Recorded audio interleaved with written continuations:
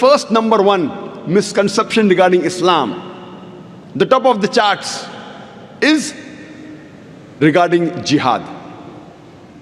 Today, jihad is the most misunderstood word regarding Islam. It is not only misunderstood by the non-Muslims, it is even misunderstood by many of us Muslims. Non-Muslims and many Muslims think that jihad means any war fought by any Muslim for any reason, whether it be for power, whether it be for wealth, whether it be for land, whether it be for language. Any war fought by any Muslim for any reason is called as jihad. Jihad does not mean any war fought by any Muslim for any reason, whether it be for money, whether it be for power, whether it be for land, whether it be for language. Jihad is an Arabic word which comes from the word jahada, which means to strive, which means to struggle. So jihad basically means to strive and struggle. In the Islamic context, jihad means to strive and struggle against one's own evil inclinations. Jihad also means to strive and struggle to make the society better. Jihad also means to fight against oppression. Jihad also means to fight in self-defense in the battlefield. So jihad basically means to strive and struggle. For example, if a student is striving and struggling to pass in the examination, in Arabic, we say the student is doing jihad. He's striving and struggling.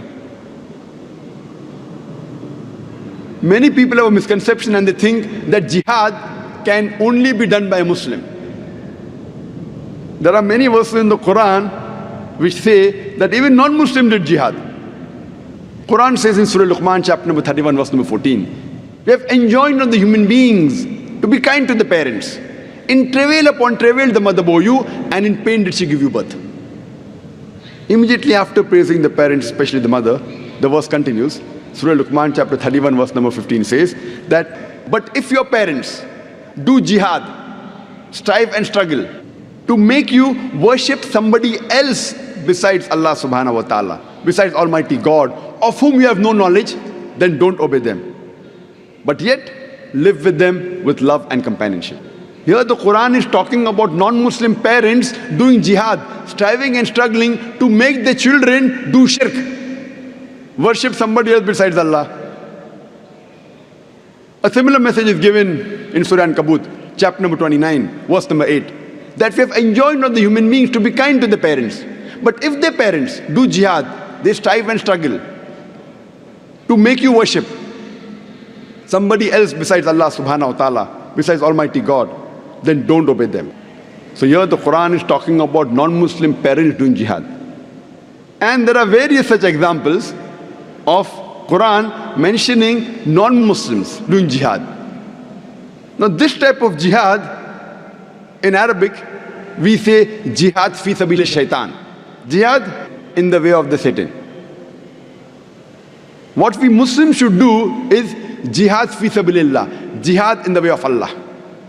And whenever the word is mentioned individually about jihad, in the Islamic context, it is understood it is jihad fi sabilillah. Most of the non-Muslims, including many so-called Muslim scholars, inverted commas, they translate jihad as the holy war.